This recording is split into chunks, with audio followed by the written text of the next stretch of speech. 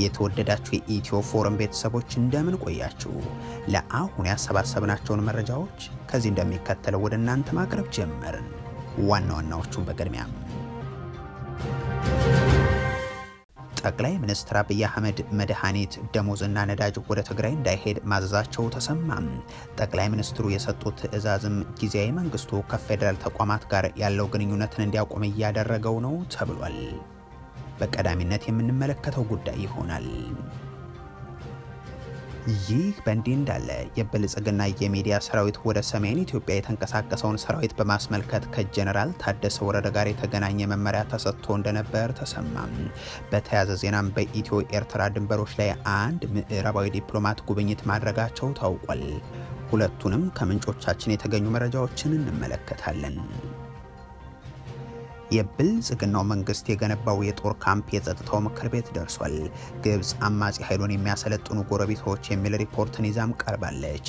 የፈጥኖ ደራሽ ኃይሉን በተመለከተ የሚወጡ አስገራሚ መረጃዎችም ቀጥለዋል። ታደምጡታላችሁም። ጉባኤው በመንግስት ወታደሮች በርካታ ሰላማዊ ዜጎች እየተገደሉ ስለመሆኑ አሳወቀም። በአማራና ደቡብ ኢትዮጵያ ክልሎች ከሰሞኑ የደረሱ ክስተቶችን ምሳሌ አድርጎ አቅርቧል። ሌላኛው መረጃችን ነው። የአሜሪካ ጠቅላይ ፍርድ ቤት የትራምፕን የቀረጥ ጭማሪ ደንብ ውድቅ አደረገም። ፕሬዚደንቱ በምላሹም የውጭ ምርቶች ላይ ሌላ ቀረጥ እጥላለሁ ሲሉ ገልጿል።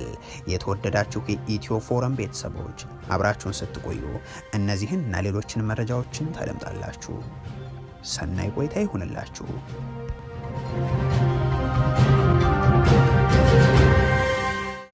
ጠቅላይ ሚኒስትር አብይ አህመድ መድኃኒት፣ ደሞዝና ነዳጅ ወደ ትግራይ እንዳይሄድ ማዘዛቸው ተሰማ። ጠቅላይ ሚኒስትሩ የሰጡት ትዕዛዝም ጊዜያዊ መንግስቱ ከፌዴራል ተቋማት ጋር ያለው ግንኙነት እንዲቆም እያደረገ ነው ተብሏል። ጦርነትን የሀገሪቱ መገለጫ ያደረገው ብልጽግና ከተለያዩ የፖለቲካ ኃይሎች ጋር ሲጋጭ ከሚጠቀምባቸው ስልቶች መካከል ህዝብን መግደል፣ ማስራብና ከአገልግሎት መከልከል የሚሉት እንደሚጠቀሱ የከስከዛሬዎቹ ድርጊቶቹ የሚያሳዩ ናቸው። በዚህም በትግራይ ክልል ላለፉት ዓመታት በወለጋ ለ6 ዓመታትና በላይ ላለፉት ከ2 ዓመት በላይ ጊዜ ደግሞ በአማራ ክልል የተለያዩ አካባቢዎች የመንግስት አገልግሎቶችን በመከልከል ህዝብን ሲወጋና ሲገድል እንደቀጠለም ይታወቃል። በዚህም መሰረት ከ2 ሳምንታት በፊት ወደ ትግራይ ክልል አንድም የአውሮፕላን በረራ እንዳይካሄድ የከለከለ ቢሆንም በዲፕሎማቶች ግፊት በረራው እንዲጀመር ሆኗል። የጠቅላይ ሚኒስትሩ ቢሮ አሁን ደግሞ በትግራይ ክልል ነዳጅ፣ ደሞዝ፣ መድኃኒትና መሰል አቅርቦቶች እንዳይሄዱ መከልከሉ ተሰምቷል።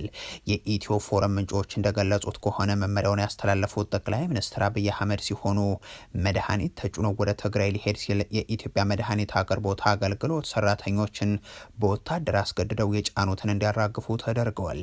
በዚህም መድኃኒት ባሳለፍነው 3 ወር ውስጥ ወደ ትግራይ ያልሄደ ሲሆን ሽረና መቀለ ያሉ የመድኃኒት ማከፋፈያዎችን ባዶ ናቸው ተብሏል። በዚህም ምክንያት የክልሉ ታካሚዎች መድኃኒት ለማግኘት ውድ የሆነውን የአውሮፕላን ጉዞም ወደ አዲስ አበባ ለማድረግ ተገደዋል ሲሉ ምንጮቹ ገልጸዋል።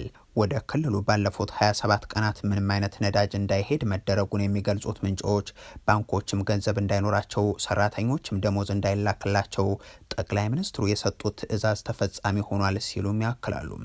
ዘንድሮ ደጋግመው የሰራተኞችን ደሞዝ እያገዱና እየከለከሉ የቆዩት ጠቅላይ ሚኒስትሩ ባለፈው ታህሳስ 50 በመቶ ብቻ እንዲላክ አድርገው ነበርም። ካለፈው ጥር ጀምሮ ደግሞ ሙሉ በሙሉ እንዲቆም አድርገውታልም ተብሏል። አትክልተኛና ጡረተኛ መምህራንና ሐኪሞችንም ደሞዝ እንዳያገኙ የሚከለክለው የአብይ አህመድ መመሪያም ታካሚ መድኃኒት እንዳያገኝ፣ ህዝብም ከቦታ ቦታ እንዳይንቀሳቀስ ነዳጅ ያቅባል የሚሉት ምንጮቹ የገንዘብ ሚኒስቴር የማይመድበው ከተባበሩት መንግስታትና የዓለም ባንክ የሚላክ የዘላቂ ልማት ግብ መደጎሚያና የሴፍትኔት መርሃ ግብር ማከናወኛ በጀትም እንዲቋረጥ አድርገዋል ተብሏል። የብልጽግናው መሪ በመንግስታቸውና በኢሜል አስመርጭ ፕሬዚደንት አደረግኩት በሚሏቸው የጀነራል ታደሰ ወረደ አስተዳደር መካከል አሁን ግንኙነት አለ ማለት ያስቸግራል የሚሉ አንድ የጠቅላይ ሚኒስትሩ ቢሮ ባልደረባም ከገንዘብ ሚኒስቴርም ሆነ ከመከላከያ ኃላፊዎች ጋር ጊዜያዊ መንግስቱ እንዳይገናኝ ታዟልም ብለዋል። በሌላ በኩል የብልጽግና የሚዲያ ሰራዊት ወደ ሰሜን ኢትዮጵያ የተንቀሳቀሰውን ሰራዊት በማስመልከት ከጀነራል ታደሰ ወረደ ጋር የተገናኘ መመሪያ ተሰጥቶት እንደነበር ተሰማ። በተያያዘ ዜና በኢትዮ ኤርትራ ድንበሮች ላይ አንድ ምዕራባዊ ዲፕሎማት ጉብኝት ማድረጋቸውም ታውቋል። የብልጽግናው አገዛዝ ጦረኛ ፖሊሲውን ለመተግበር ሰራዊት እያንቀሳቀሰ ነው በሚባልበት በዚህ ወቅት ከዚህ አውዳሚ ተግባሩ እንዲታቀብ በዲፕሎማቶች ሲጠየቅ አርፋችሁ ተቀመጡ በማለት መመለሱን ዘ ኢኮኖሚስት ከሳምንታት በፊት መዘገቡ ይታወሳል። አብይ አህመድም ይህንን ድርጊት ምክንያታዊ ለማድረግ የሻዕቢያ ሰራዊት በትግራይ ክልል ገብቷል የሚል ሰበብን እንደፈጠሩ የሚናገሩት ምንጮች አምናና ታቻምናም በአልጀርስ የተፈቀደለትን መሬት ነው የያዘው ሲሉ ነበር። አሁን አዲስ ወታደራዊ ስምሪትና ንቅናቄ አለ ወይ ተብለው ሲጠየቁም በአዎንታ መልሰዋል ይላሉ። ይህንን ለማጣራት ደግሞ እንግሊዝ፣ ጀርመን፣ አሜሪካና ፈረንሳይ ኮሎኔል ዣን ኒኮል ኦፍሬ የተባሉትን ወታደራዊ አታሼ ወደ ትግራይ የላኩ ሲሆን አታሼውም ከመቀለ ጀምረው በአዲግራት አድዋና ሽረ ቀናትን የፈጀ ቅኝት አድርገው መመለሳቸውን የዲፕሎማቲክ ምንጮች ለጣቢያችን ተናግሯል። አታሼው ወደ ትግራይ የተጓዙት የጠቅላይ ሚኒስትሩን ሀሳብ ለመገምገም ቢሆንም እንደ ምክንያት ያቀረቡት ግን በአድዋና ሽረ አካባቢ የሚሰሩም የፈረንሳይ መንግስት የተራድኦ ተግባራትን ለመመልከት ነው የሚሉት ምንጮቹ በአዲግራት በነበራቸው ቆይታ የካቶሊክ ቤተክርስቲያኗን ኃላፊ ጨምሮ የተለያዩ ወገኖችን ማነጋገራቸውን ከዛም እስከ አድዋ በነበራቸው ጉዞ በኢትዮ ኤርትራ ድንበሮች ላይ ወታደራዊ እንቅስቃሴዎች መኖር አለመኖራቸውን መቃኘታቸውን አብራርተውልናል።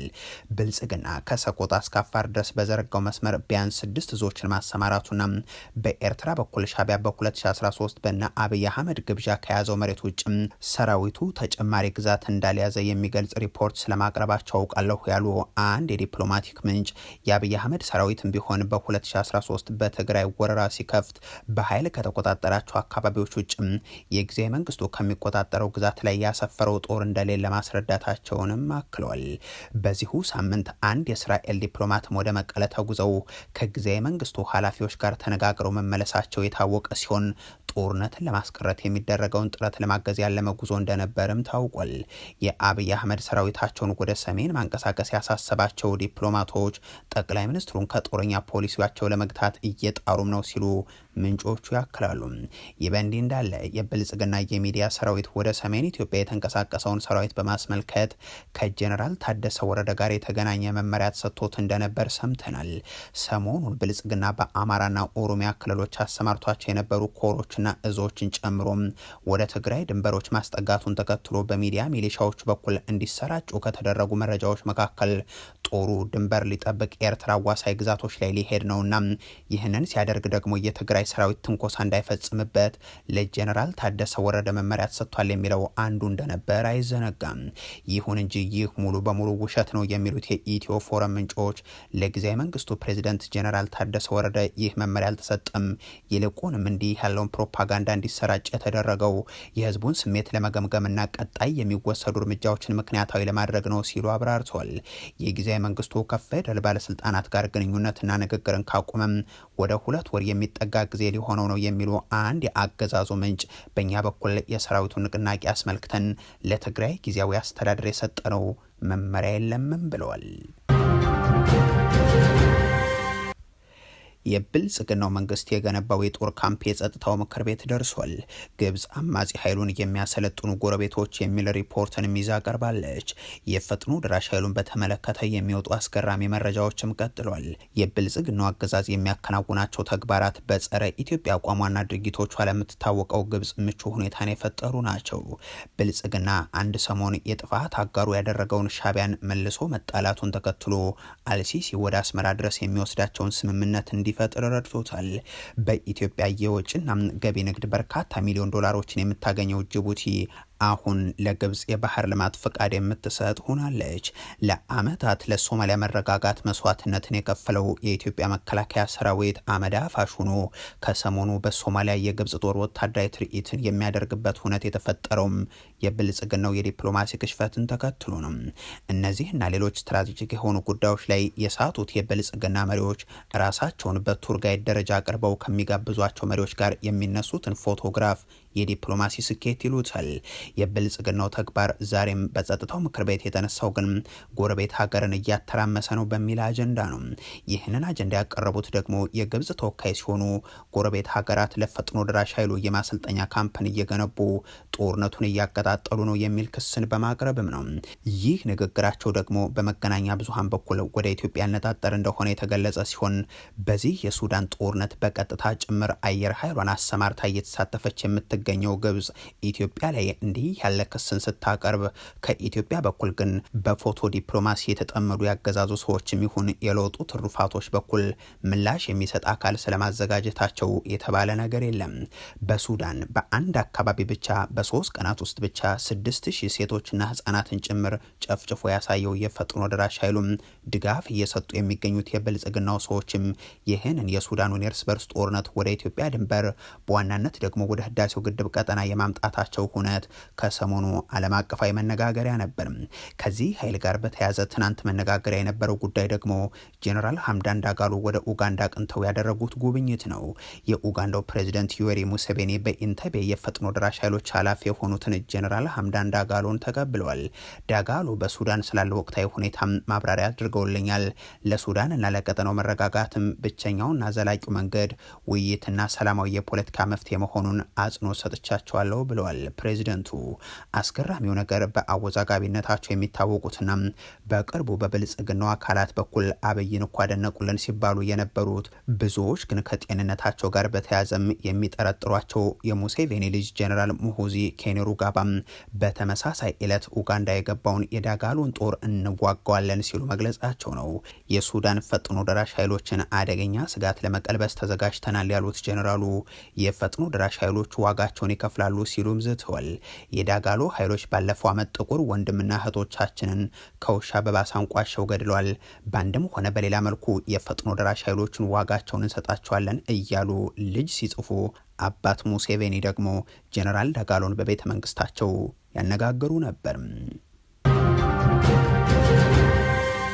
ጉባኤው በመንግስት ወታደሮች በርካታ ሰላማዊ ዜጎች እየተገደሉ ነው ሲል ገለጸም። በአማራና ደቡብ ኢትዮጵያ ክልሎች ከሰሞኑ የተፈጸሙ ክስተቶችን ምሳሌ አድርጎ አቅርቧል።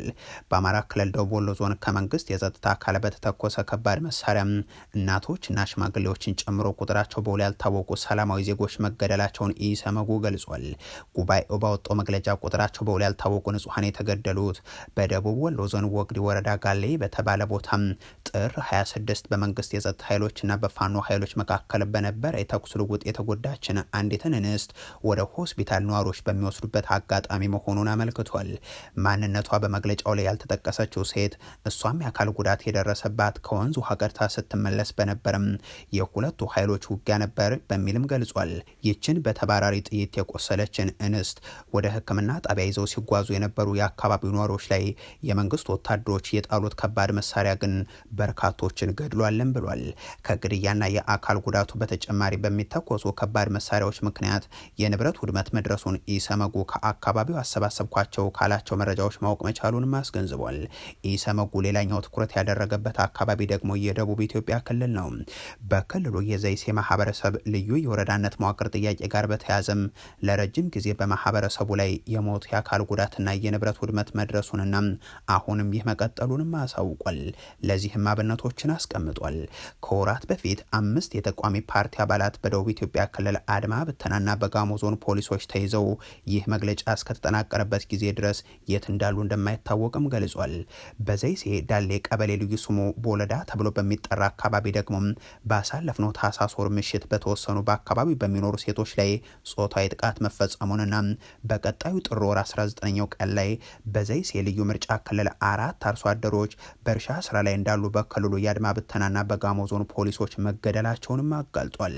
በተመሳሳይ ከሰሞኑ ደግሞ የአካባቢው ነዋሪዎች ላይ በደረሰው ጥቃት ቁጥራቸው በውል ያልታወቁ ሰዎች መገደላቸውን፣ የንብረት ውድመትና መፈናቀል መድረሱንም ኢሰመጉ ለማወቅ እንደቻለ ጠቅሷል። የፌዴራልና የአማራ ክልል መንግስት በአማራ ክልል በንጹሐን ላይ እየደረሰ ያለውን ሰብአዊ መብት ጥሰት በቂ ትኩረት በመስጠት የሰዎች በህይወት የመኖር መብትን እንዲያስከብሩና እንዲያከብሩ ጥሪ ያስተላልፋለሁም ነው ያለው ጉባኤውም። የአሜሪካ ጠቅላይ ፍርድ ቤት የትራምፕን የቀረጥ ጭማሪ ደንብ ውድቅ አደረገም። ፕሬዚደንቱ በምላሹ የውጭ ምርቶች ላይ ሌላ ቀረጥ እንጥላለሁ ብለዋል። የአሜሪካው ፕሬዚደንት ዶናልድ ትራምፕ በተለያዩ ሀገራት ሸቀጦች ላይ የጣሉትን የቀረጥ ወይንም የታሪፍ ጭማሪን የሀገሪቱ ጠቅላይ ፍርድ ቤት ውድቅ አድርጎታል።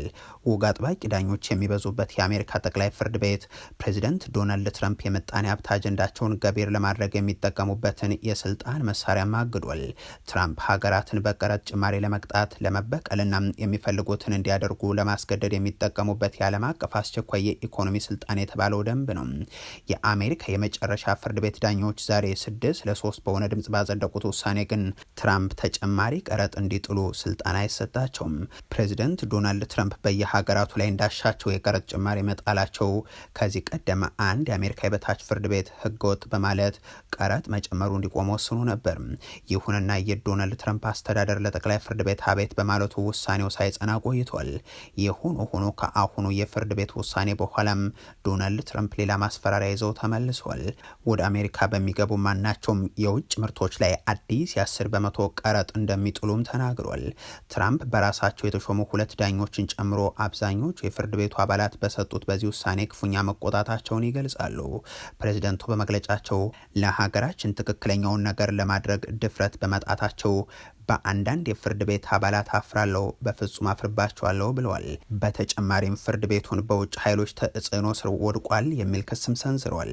ይሁን እንጂ ፕሬዚደንቱ በጠቅላይ ፍርድ ቤቱ የተጣለባቸውን ገደብ ለመሻር ሌላ አማራጭ ስልጣንን እንደሚጠቀሙ አሳውቋል። ባለፈው 1 ዓመት ውስጥ የተለያዩ ሀገራትን ለመቅጣትና ለማስገደድ በየጊዜው የተለዋዋጭ ቀረጥ መጠኖችን ሲጠቀሙ የቆዩት ትራምፕ አሁን ግን ወጥ የሆነ የ10 በመቶ ቀረጥ በሁሉም ምርቶች ላይ እንደሚጥሉ ተናግሯል።